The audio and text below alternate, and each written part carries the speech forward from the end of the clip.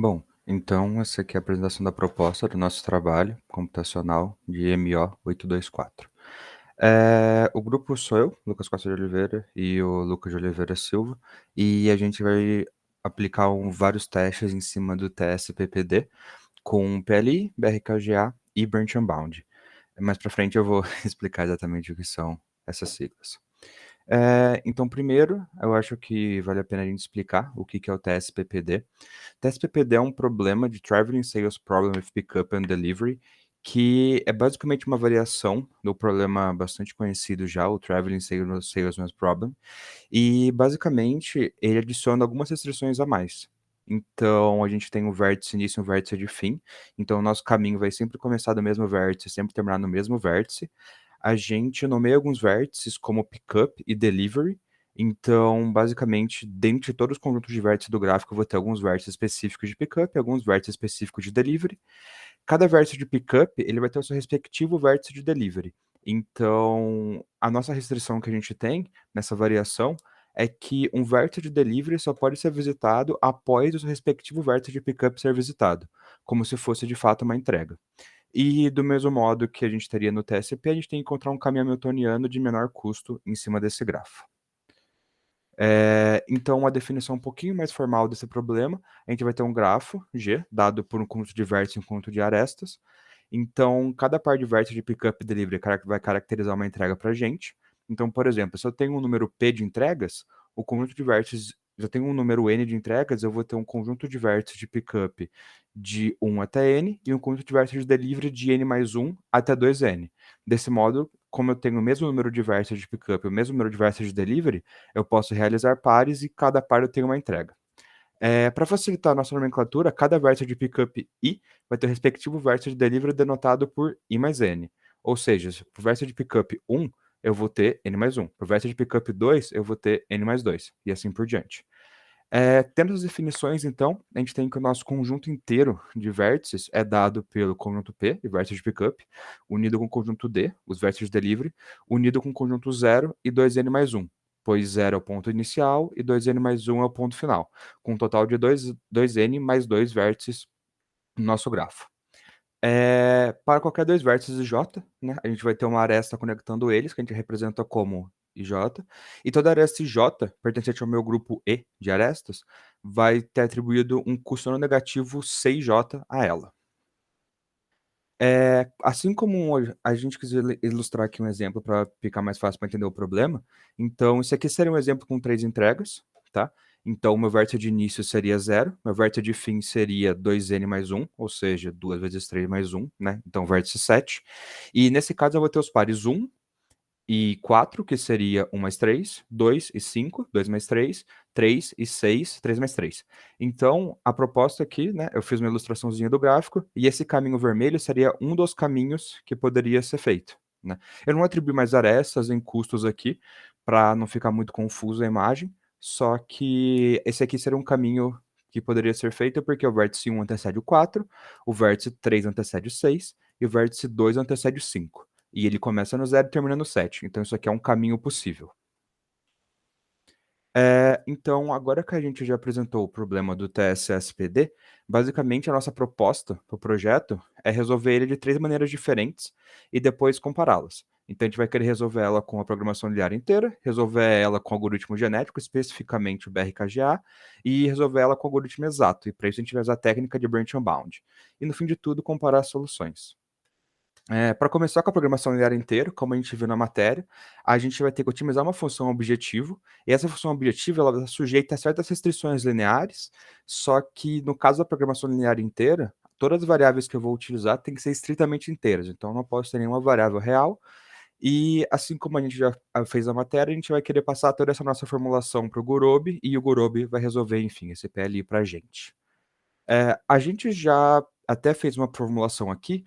No artigo que a gente usou como base, ele cita uma formulação do K.S. Ruland, que foi feita em 1994.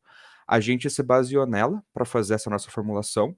Então, basicamente, a gente vai minimizar uma função que é a somatória do custo da aresta com a variável x e j, que é uma variável que representa se a aresta vai estar presente ou não na solução. Então, por exemplo, para a aresta 1, 2, eu teria uma variável x12. Caso x12 seja 0, essa aresta não está na solução. Caso x12 seja 1, essa aresta vai estar na solução. Né? Então, eu vou estar sujeito aqui a algumas restrições embaixo.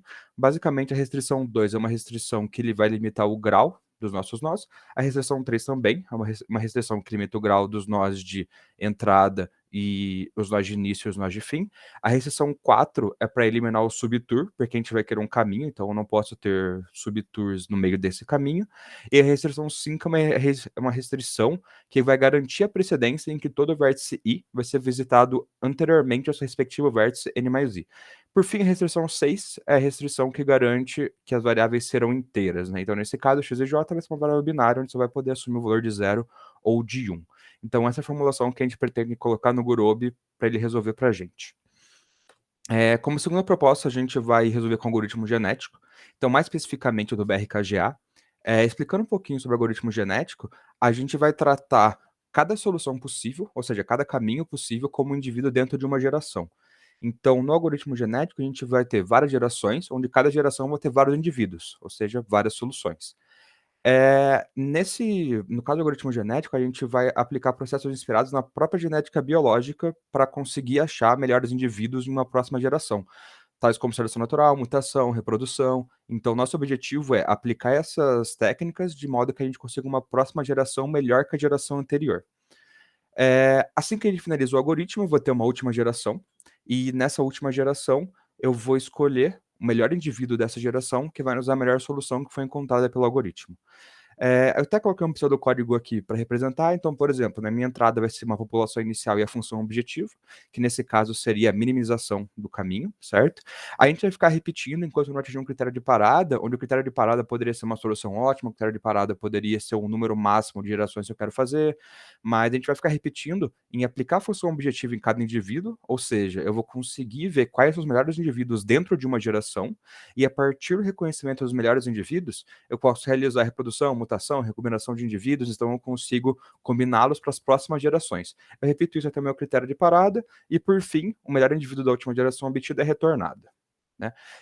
Isso é o algoritmo genético, só que a gente optou por usar o BRKGA, onde vai ter essa variação do Biased Random Key.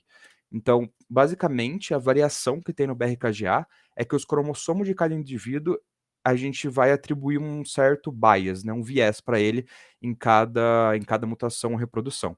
Então, por exemplo, eu tenho um indivíduo que seria uma solução, eu posso chamar meio que elementos desse indivíduo como cromossomos. No nosso caso, a gente vai chamar os nós na nossa solução como cromossomos. Então, por exemplo, se eu tenho um caminho 0, 1, 2, 3, 4, 5, cada nó seria um cromossomo.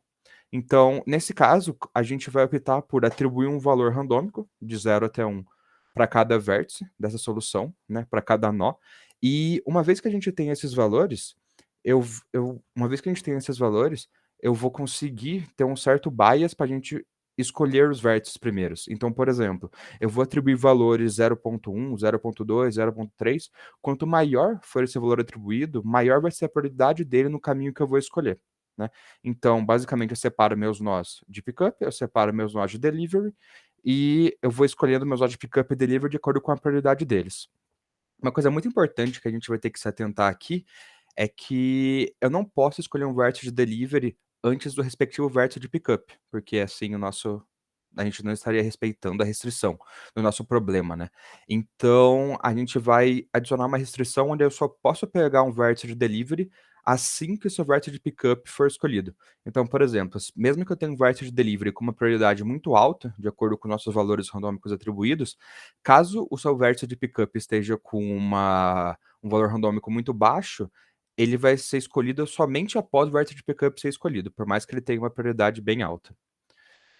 Então, essa é a variação do BRKGA.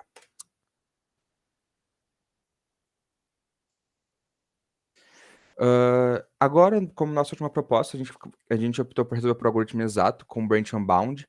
Então, basicamente, o algoritmo de Branch Unbound, ele vai utilizar como uma estrutura de uma árvore, e eu vou querer ir adentrando em todos os nós dessa árvore com certos bounds, né, como se fossem os meus limitantes, para onde eu posso ou não adentrar nessa árvore.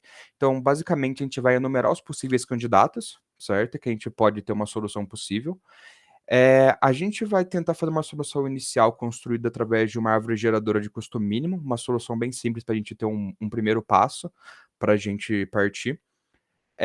Os nossos nós, para fazer o caminho, vão ser escolhidos na ordem que minimiza o custo de cada aresta, então eu sempre vou escolher o menor custo possível que eu tenho no momento. E um ponto importante para citar de Branch and Bound é que essa técnica, ela basicamente vai varrer a nossa árvore inteira caso os bounds não sejam escolhidos. Então, é exatamente necessário que a gente tenha limitantes inferiores e superiores para esse método, porque a gente pode chegar, por exemplo, em algum nó onde ele seria maior que o limitante superior ou menor que o limitante inferior.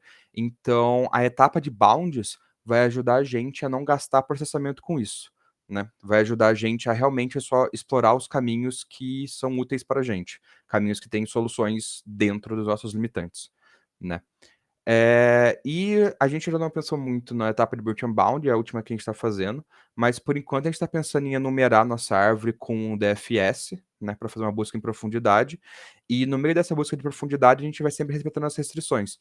Então, eu nunca vou colocar nesse caminho da minha busca de profundidade um vértice de delivery que anteceda um vértice de que o seu respectivo vértice de pickup não tenha sido escolhido ainda. Esse é o nosso plano para Branch and Bound. Bom, e no fim de todas essas execuções, a gente vai avaliar esses resultados de acordo com o tempo de execução que eles levaram, de acordo com o resultado obtido e de acordo com quão próximo do valor ótimo eles atingiram.